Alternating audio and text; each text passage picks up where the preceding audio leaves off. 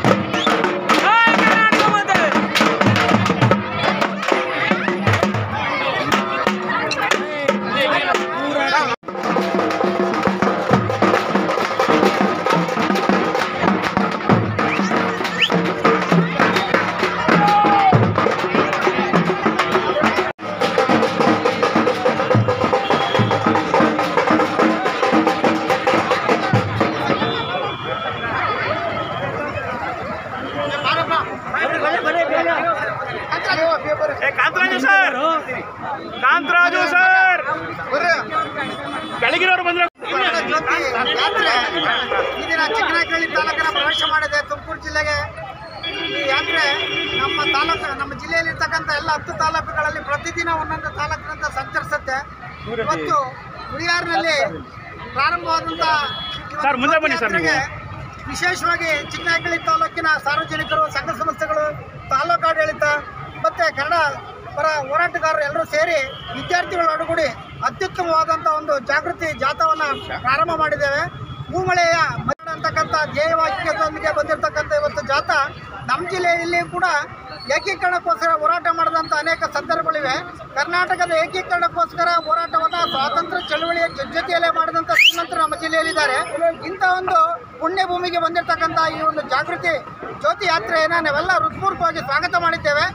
10 ದಿನಗಳ ಕಾಲ ಎಲ್ಲ ಸಾರ್ವಜನಿಕರ, ಸಂಘ ಸಂಸ್ಥೆಗಳ, ವಿದ್ಯಾರ್ಥಿಗಳ, ಜಿಲ್ಲಾಡಳಿತದ ಪರವಾಗಿ ನಾವು ಬೀಳ್ಕೊಡ್ತಕ್ಕಂಥ ಒಂದು ಸಂದರ್ಭ ಇದೆ.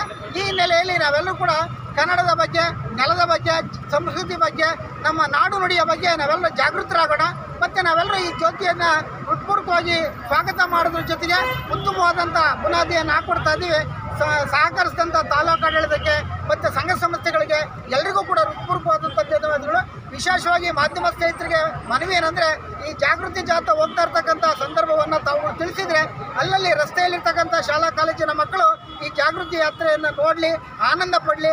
ಅವ್ರಿಗೂ ಕೂಡ ಇದರ ಮನವರಿಕೆ ಆಗಬೇಕಾದದ್ದು ನಮ್ಮೆಲ್ಲರ ಕರ್ತವ್ಯ.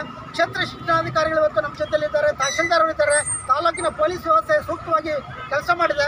ತಾಲೂಕಿನ ಕನ್ನಡ ಸಾಹಿತ್ಯ ಪರಿಷತ್ ಅಧ್ಯಕ್ಷರು, ಕನ್ನಡ ಸಂಘದ ಅಧ್ಯಕ್ಷ ಪದಾಧಿಕಾರಿಗಳು, ನಾಗರಿಕರು, ಎಲ್ಲ ಇಲಾಖೆಯ ಮುಖ್ಯಸ್ಥರುಗಳು ಸೇರಿ ಈ ಜಾಥಾವನ್ನು ಯಶಸ್ವಿಯಾಗಿ ಪ್ರಾರಂಭ ಮಾಡಿದ್ದೇವೆ. ಈ 10 ದಿನಗಳ ಕಾಲ ತುಮಕೂರು ಜಿಲ್ಲೆಯಲ್ಲಿ ಮಾನ್ಯ ಜಿಲ್ಲಾಧಿಕಾರಿಗಳ ನೇತೃತ್ವದಲ್ಲಿ ಈ ತಂಡ ಯಶಸ್ವಿಯಾಗಿ ಮುನ್ನಡೆದು 24ನೇ ತಾರೀಕು ನಮ್ಮ ಜಿಲ್ಲೆಯಿಂದ ಕೊರಟಗೆರೆ ತಾಲೂಕಿನ ಮುಖಾಂತರ ಚಿಕ್ಕಬಳ್ಳಾಪುರ ಜಿಲ್ಲೆಗೆ ಪ್ರಾರಂಭ ಆಗುತ್ತೆ. ಅದರ ನೇತೃತ್ವವನ್ನು ನಮ್ಮ ಕನ್ನಡ ಸಂಸ್ಕೃತಿ ಇಲಾಖೆ ಅಸಿಸ್ಟೆಂಟ್ ಡೈರೆಕ್ಟರ್ ರವಿಕುಮಾರ್ ಈಗಲಿಂದಲೇ ವಹಿಸಿದ್ದಾರೆ. ಅವರ ಯಾತ್ರೆಯ ಮುಖಾಂತರ ಮುಂದಿನ ಜಿಲ್ಲೆಗೆ ಕರ್ಕೊಂಡು ಹೋಗ್ತಾರೆ. ಎಲ್ಲರಿಗೂ ಧನ್ಯವಾದಗಳು.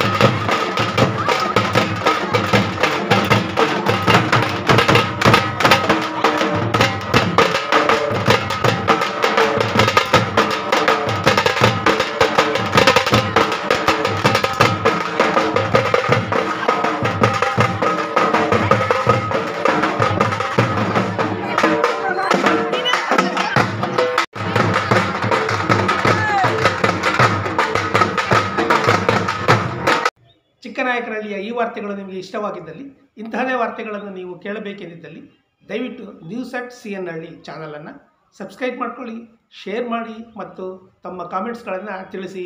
ಧನ್ಯವಾದಗಳು.